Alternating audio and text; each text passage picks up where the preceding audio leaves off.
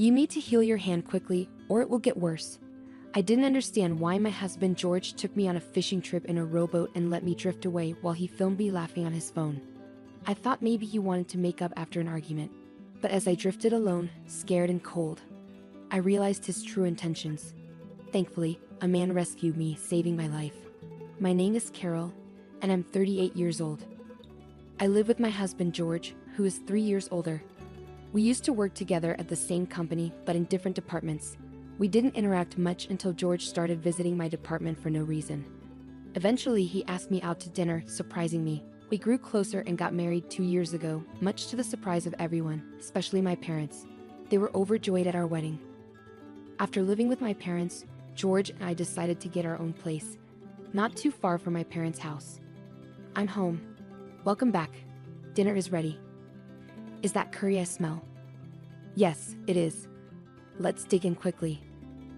Awesome, your curry is the best.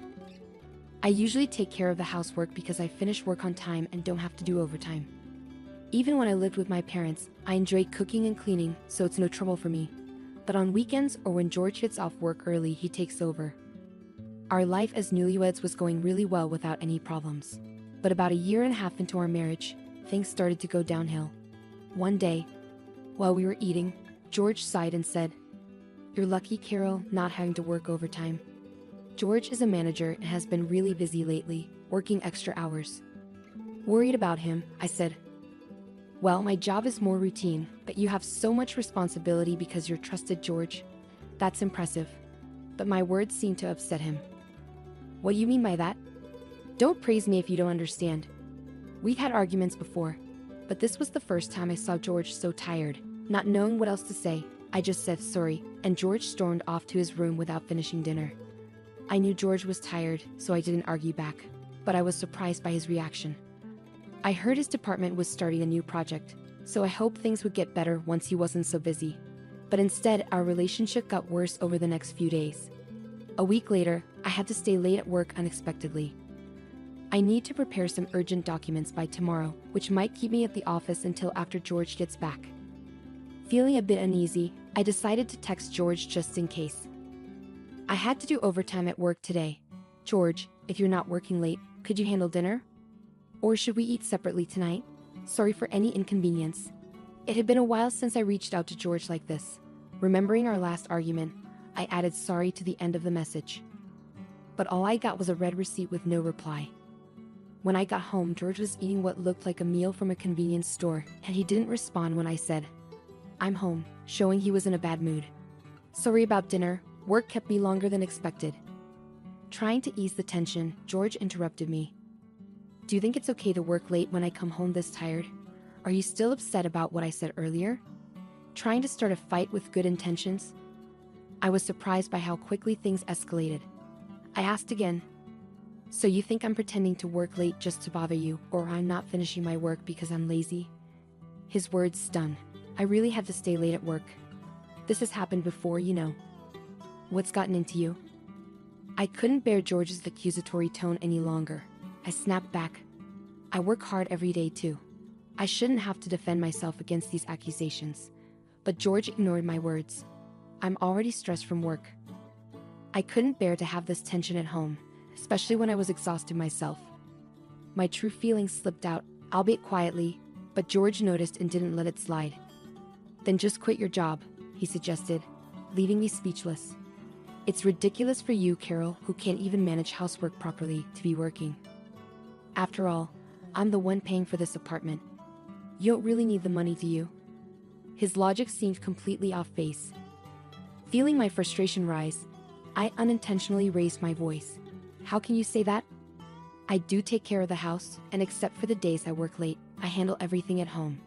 But lately on weekends, the cleaning hasn't been up to par compared to when we first got married. Seeing dust in the corners of the floor frustrates me. I didn't know what else to do." I felt like I was about to burst into tears. "You'd have more time to focus on housework if you quit your job, and it would be easier for you too. I'll even talk to management for you," I replied. "I don't think we should be discussing this right now." I decided to pause the conversation to give it some thought. I enjoy my job and don't want to quit, but perhaps if I supported George as a full-time homemaker, We could go back to being the happy couple we used to be. It wouldn't be wise to make such a big decision hastily. Unable to bear the tension at home, I went outside. Realizing I hadn't bought dinner, I decided to bike to the supermarket near the subway station. Riding my bike in the cold night air, I couldn't stop thinking about our conversation. What went wrong? Suddenly, I heard a loud horn honking from behind me and bright headlights approached quickly. Instinctively, I stopped. The next thing I knew, I was lying under bright lights and a white ceiling. Opening my eyes, I saw my parents' faces in front of me, exclaiming, "She's awake." Next to them sat George, his expression unreadable. I couldn't move my arm, and my fingers felt numb. Both of my arms were wrapped in circular casts. "This means you ran a red light on your bike," the doctor explained. I remembered now. I was on my way to the supermarket when the accident happened, but I couldn't recall if the light was red or green when I crossed. The driver was shocked too, but called an ambulance for me. The gravity of what I had done hit me, and I suddenly felt even worse. But why are Mom and Dad here?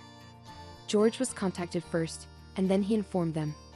George gave a forced smile to my parents. Understandably, after what had happened, it was awkward for me too. "I'm really glad George was there for you," my parents thanked George, who responded with a polite, "No problem," but his forced smile didn't seem sincere. I ended up spending the night in the hospital due to the lateness of the hour. However, after undergoing various tests the next morning that showed no issues, I was discharged the following day. The doctor instructed me to rest and avoid water-related chores and housework because the casts couldn't be removed. When I got home, which happened to be on my day off, I found George lounging on the sofa with a smug look. "You really messed up running that red light, but now you have no choice but to quit your job," he said without showing any concern. George lay there, staring at me mockingly. I felt powerless to respond, and to be honest, he was right. With casts on both hands, I couldn't even type properly on a computer. Faced with the decision of taking a long break or quitting altogether, I chose to resign, thinking it might improve my relationship with George. But leaving my job didn't magically fix things between us. Instead, it seemed to make him even more dissatisfied. He'd come home just to criticize me, using it as an outlet for his frustrations. During one of my worst days, George surprisingly suggested, "Why don't we go out together? It's been a while." I was suspicious of his sudden change in behavior, but George seemed to be in a good mood that day, and his overtime seemed to be decreasing. Maybe he was finally feeling less stressed. Perhaps today we could finally patch things up. Feeling more hopeful than I had in a long time, I joined George on an outing. We went to the beach, a place we used to visit together.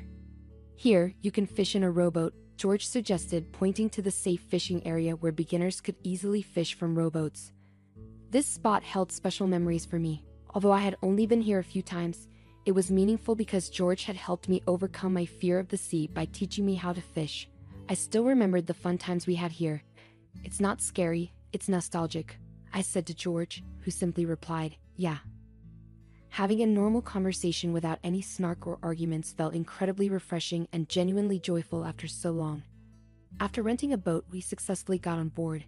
"Here, Carol," George said, offering his hand to help me aboard, just like old times. I carefully grasped his hand to get into the boat, being extra cautious since I couldn't use my hands to stabilize myself. Sitting down, I was reminded of our dates before we got married, which made me happy. Now we can finally get back to how we were, I thought, hoping this outing could mend our relationship. I looked at George, who then flashed a mischievous grin and kicked the boat off. "Huh!" I exclaimed, but my voice was drowned out by the sound of the kick. With a sudden jolt, the boat shot out to sea, quickly drifting away from the dock where George stood.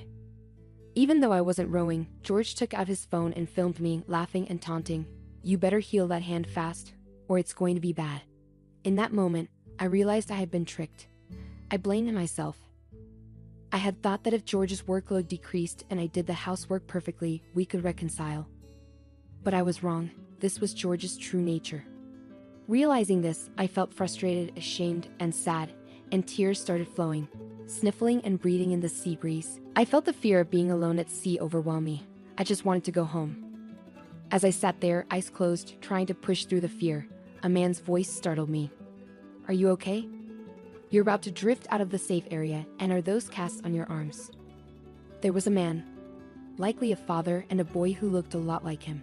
But when our eyes met, the man exclaimed, "Oh, aren't you Carol?" with a gentle voice. I remembered him. He was Matt, George's colleague who had come to our wedding. That meant the boy next to him must be his son, Mark, who had grown a lot since our wedding. I didn't notice. "What happened to you in that state? Weren't you in a bicycle accident?" Matt asked, clearly confused. "Yes, I was, and now I'm stuck here, unable to row. All because George put me on this boat," I explained. Matt seemed taken aback, understandably so. Being put on a boat by one's husband and left adrift at sea sounded like something out of a drama. "Let's call for help," Matt said, raising his voice and calling out to the boat rental staff. Thanks to him, I was saved, while Mark played on the beach. Through tears, I told Matt everything about George, how he had treated me, and how I ended up adrift at sea today. Gradually, Matt's face grew pained, and he cried with me. "It must have been hard," he said softly, offering a comforting word. I nodded, tears streaming down my face once again. Then Matt made a suggestion. "I've been having my own thoughts about George recently. Would you let me handle it?" After our conversation, Matt drove me home in his car. During the ride, Mark talked a lot, providing me with a genuinely enjoyable time for the first time in a while. I dreaded coming home, but it was unavoidable. With trepidation, I opened the front door to find George lounging carelessly in the living room. He smirked at me and said, "Wow, you're back. Always lucky with survival, huh?" Unable to find the energy to respond, I ignored him and went straight to my room to get ready for bed. The next morning, I didn't make breakfast for George and stayed in my room. With my hands in this condition, I couldn't cook properly anyway. But even before the boat incident, I had tried so hard to please George, even buying delicious bread.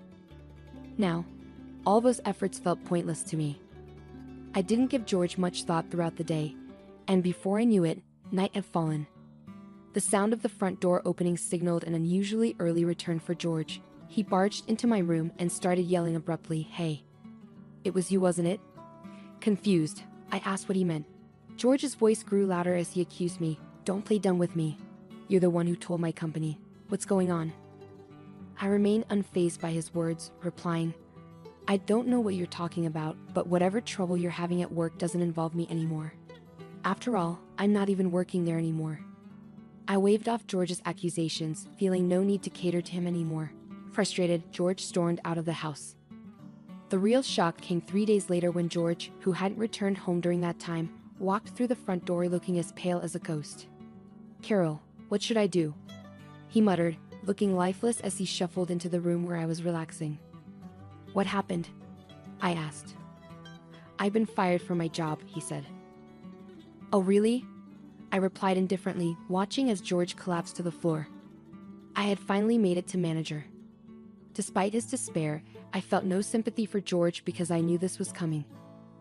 This was what Matt had hinted at when he said, "Leave it to me," during our conversation by the sea. According to Matt, George's behavior at work had taken a turn for the worse recently. He was mistreating his subordinates, dumping his work on others, falsely claiming overtime, and even harassing a new female employee, among other things. However, there was no solid proof of his actions, leaving them in a difficult situation.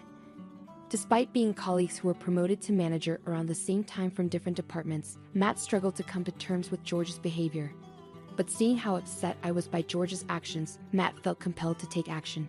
He suggested I check George's computer, suspecting it held evidence of his wrongdoing since George always took his laptop home. Matt couldn't investigate it himself.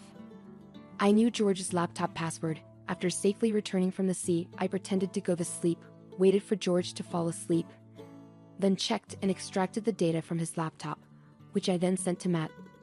I never expected things to unfold so quickly.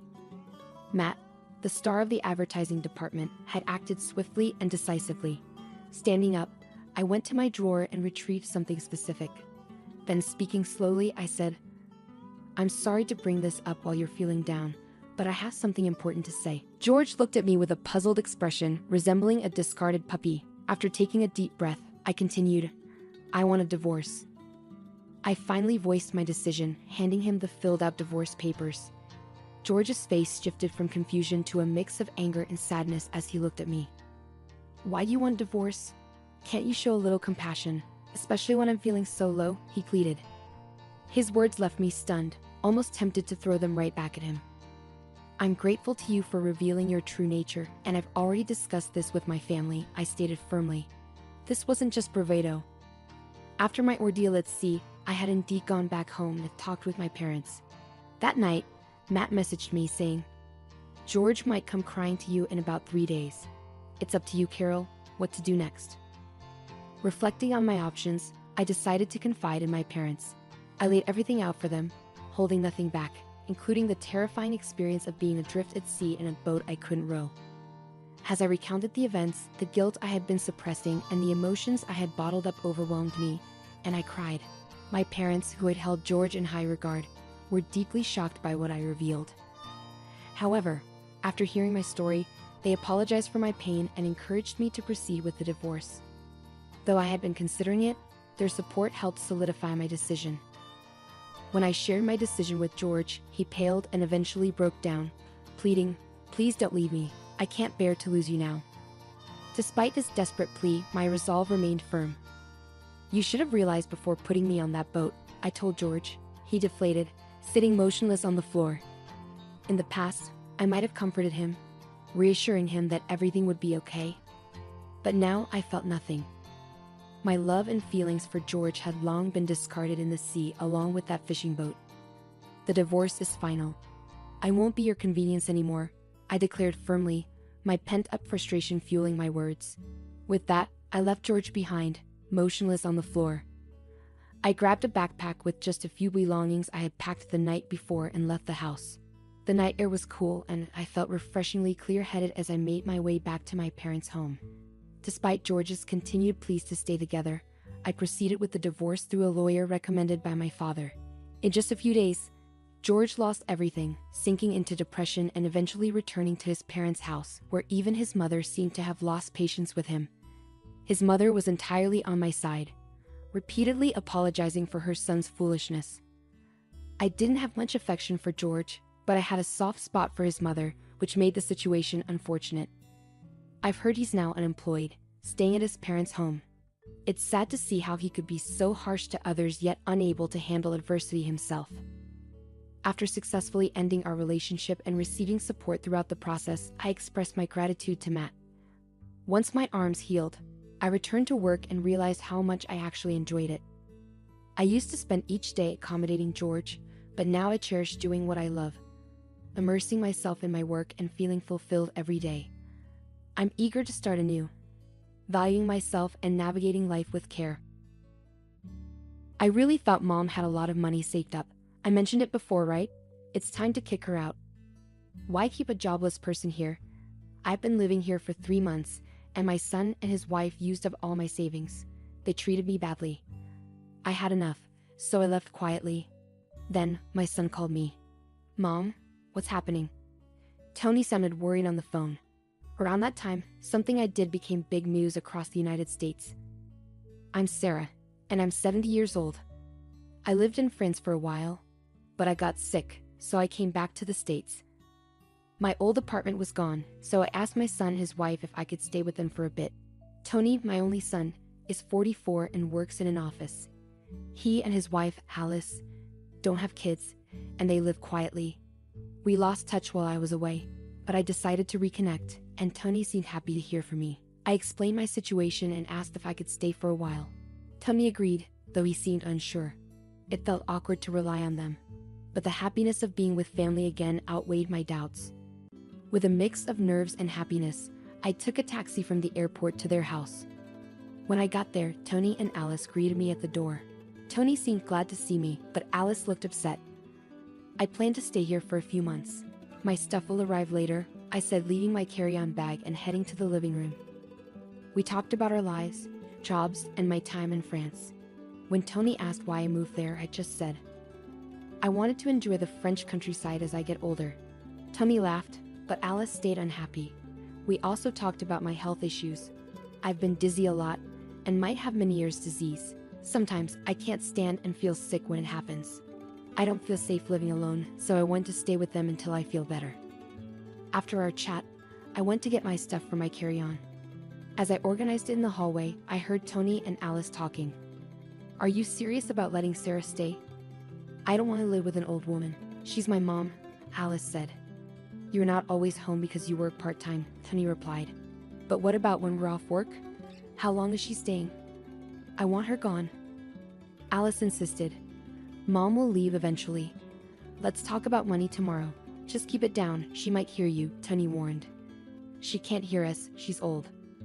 Old age brings sharp ears for insults, Alice said. There I was hearing their conversation in the hallway. I felt bad for suddenly staying with Tony and his wife. It must be hard for them, but I'm happy to spend time with them after so long. When Tony was young, I raised him alone after my husband died. We didn't have much, and Tony faced difficulties with his health. This doesn't make up for that, but I came here to apologize and show gratitude. It's a shame I'm not welcome, but they have their own lives. I went to the guest room they gave me, trying to calm my anxious heart. The next morning, Tony went to work, leaving just Alice and me at home.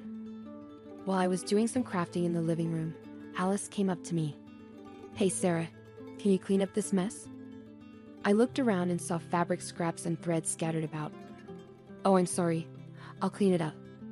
Do you want to see what I'm making? I showed her the small pouch I was sewing with a little green turtle design. It's a turtle pouch. I love turtles, so I make crafts with turtle themes. It even has a zipper on its shell, I explained. That's nice, Sarah, but you can't stay here all day. Find somewhere else to go when I'm not working. You're in the way, Alice said, cutting me off, clearly uninterested. But I get dizzy if I go outside too much, I protested. I'll drive you to the nearby community center to stay during the day. I have things to do at home, Alice said firmly, without room for discussion. She added, and while you're here, help with the chores. You're not just here to relax. Since we're letting you stay, do some cleaning and laundry instead of crafting. Stunned, I finally replied, okay, and slowly got up from the armchair. Despite feeling dizzy and sore, I ended up doing all the housework. Alice and Tony treated me like a housekeeper, and it seemed like Alice hadn't been keeping up with chores before I arrived. That night, when Tony got home, he asked, Mom, did you bring your banking card? He spoke with a smile. I don't mind you living with us, but life costs money. Could you chip in? I looked at Tony, nodded, and stood up. I took out my banking card from my handmade pouch and handed it to him. He checked it quickly, and his face tightened. Wait, Mom, is this all you have saved? Any other accounts? I replied, that's all I have. I don't need much at my age. No chronic illnesses or anything. I smiled as the conversation continued, but Tony's expression darkened. This isn't enough money, not even $10,000. You said you were living well abroad, so I assumed. Tony kept pressing me, asking if I had more money. When I said no, he sighed and slumped his shoulders. Okay, I'll hold on to this cash for now. I'm doing you a favor by letting you live here, so this is the least you could do. After getting my account password, Tony took my bank and debit cards and left the room. That night, lying in bed, I could hear Tony muttering through the wall that separated our rooms. This is disappointing. I thought Mom was wealthy. Our household is actually struggling financially. We shouldn't have let her stay. We gain nothing from having her here. They sounded confident, talking openly in the next room. Maybe they wanted me to hear them. In my cold bed, I fought back tears of loneliness and sadness. The next day, since Alice had a day off, she drove me to the local community center. When I opened my bag to continue my crafting, I realized I forgot the fabric I needed at home. I hesitated to ask Alice to go back and get it. Luckily, my dizziness wasn't too bad that day, so I decided to walk home to fetch it since I knew the area well. As I approached the house, I glanced through the window and saw Alice with a man I didn't recognize. They seemed very close, and I hesitated outside for a moment before deciding not to interrupt them.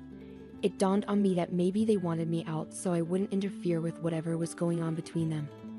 Back at the community center, thoughts of Alice and the man kept swirling in my mind, so I decided to call someone for advice. From then on, I avoided bringing up the situation and continued interacting with Tony and his wife as usual. However, whenever I left the house, I made sure to leave a red turtle pouch conspicuously on the living room side table. 3 months had gone by since I moved in with Tony's family. By then, I had essentially become the household's maid. When I was home, I had to do endless chores, and when Alice was around, I was sent off to the community center. Most of my savings had been drained by Tony, who had a gambling addiction. He spent most of his free time on lotteries and slots, likely stemming from financial hardships he faced as a child. At first, I tried to talk to him about it, but it always ended in anger. After enduring 3 months of hardship, I reached my breaking point. One night before a long weekend, I decided to address something I've been pondering. Tony, Alice, I want to thank you for letting me stay with you. Tony, I know I caused difficulties for you when you were young due to our financial situation. I apologize for any trouble I've caused, but I'm grateful. I presented a homemade turtle pouch from the table. It was green with a zipper on the shell. This is a token of my appreciation to both of you. I hope you'll accept it. To my surprise, neither Tony nor Alice showed any interest in my handmade gift.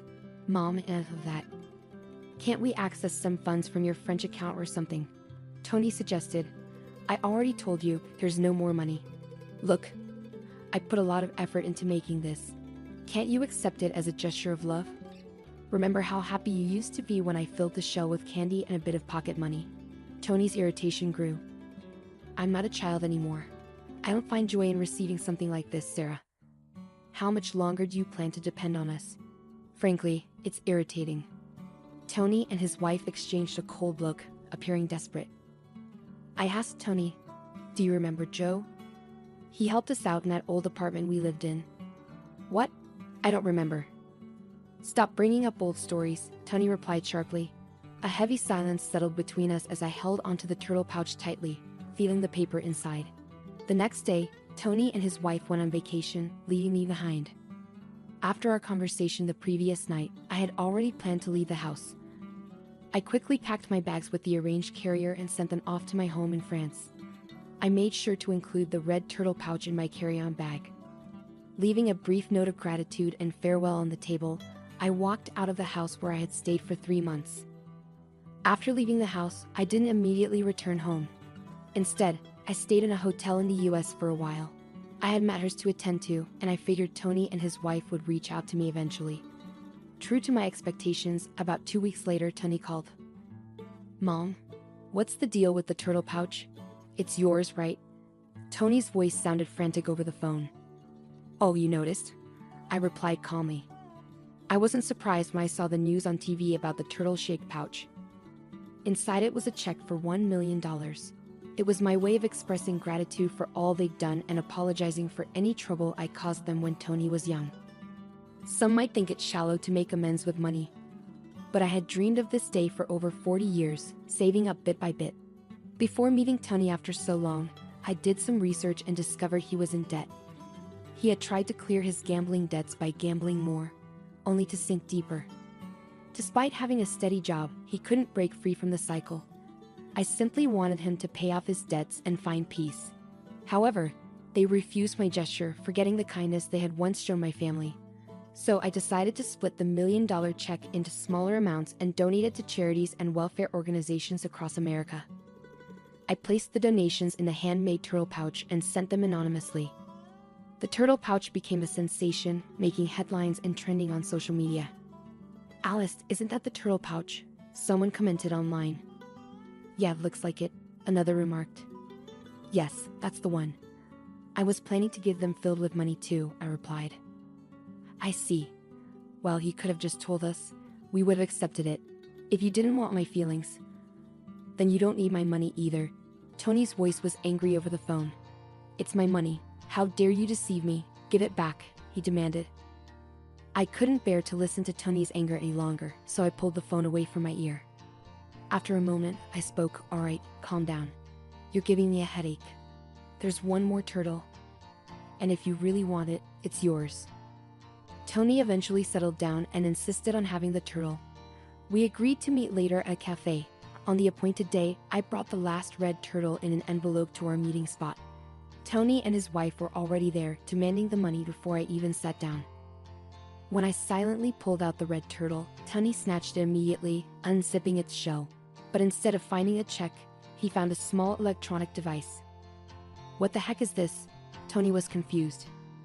He found a tiny button and pressed it. A voice started playing, and Alice, standing next to Tony, turned pale. Seated next to Tony, Alice's expression changed as she heard a voice recording. It was her own, speaking warmly with another man who wasn't Tony. "What is this? Why? What's happening?" Alice seemed to finally understand that it was a recording of her having an affair at home. She tried to grab the recorder from Tony's hand, but he held on tight.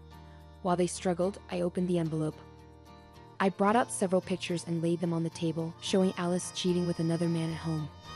Faced with undeniable evidence, Alice was flustered and kept asking, "Why? Why?" Tony picked up the photos one by one, studying them closely. "Something didn't feel right since I arrived at your house. A friend suggested I hire someone to find out and even offered to cover the costs." "Why would you do this? What's wrong with you?" Alice's voice trembled. "Well, you're my son's wife. It's heartbreaking to think family would deceive each other. Maybe you'll understand when you're older. Fate brought me here to uncover your infidelity, Alice. Have you been lying to me this whole time?" Tony's disappointment was evident in his voice. "Tony, when did this start? You have secrets too. If you're saying she cheated, you need to admit your mistakes," Alice argued. "I never cheated, but what about the money you owe?" Tony went quiet, and Alice took her turn to speak. "What about you spending all your money on gambling?" "I only use the money I earn, and you have a part-time job, so you should have some savings," Alice replied. As I listened to their argument, it was obvious this couple had been holding on somehow until now. "Both of you are broke. Tony, you owe $40,000. Alice, you've been giving all your earnings to your other person." "I had someone check your finances too," I'd interrupted. Both Tony and Alice were really surprised, and they started yelling at each other. I was stunned when I found out about the investigation results. This couple was really close to running out of money. "Listen, if we get Mom's money, we can pay off the debt, so just give it to us already," Tony insisted. "I already gave away all the money. The only thing left is this red turtle statue," I clarified. "He spent all my savings on gambling, remember?" Tony accused Alice. "What? No way. All of it?" Alice's eyes widened in shock. In a fit of anger, Tony lunged at me across the table. Other people in the cafe started paying attention, and the staff rushed over. "The $1 million was supposed to be mine." "It's mine. Give it back," Tony shouted. Soon, the police had to be called to calm Tony down. After they talked to him, they kindly escorted me back to my hotel because I was worried about Tony's aggressive behavior. A week later, Tony and Alice's relationship had fallen apart completely because of the affair and money problems. They got divorced. Tony, now single, got even more caught up in gambling and debt. He was caught trying to steal money from his job and was fired. To make things worse, his angry outburst in the cafe was recorded and shared on social media, making it hard for him to find another job. Unable to face the embarrassment, Tony cut off all contact and disappeared. After the divorce, Alice didn't have anyone to depend on, so she moved into an old public housing unit and lived alone. Just as I was about to make a donation to help rescue turtles, a post I made online joking about my own turtle went viral. Alice started experiencing harassment and stalking because of it, which eventually spread to her part-time job and got her fired. Even the man she was having an affair with got tired of her and left. Now she doesn't have any income and is relying on temporary assistance for needy families. After that, I went back to my home in France. Once I finished unpacking in my apartment, I changed into a dress smoothly. While I was going over some work documents, I heard a noise at the door. It seemed Joe, my roommate, had come back home. "Hey, Madam President. Welcome back. How was your trip to America?" Joe greeted me with a smile as he hung up his coat and put down his bags. "Hey Joe, I'm back, and look, I brought back so many souvenirs," I said excitedly. "Wow, all my favorites. Thanks.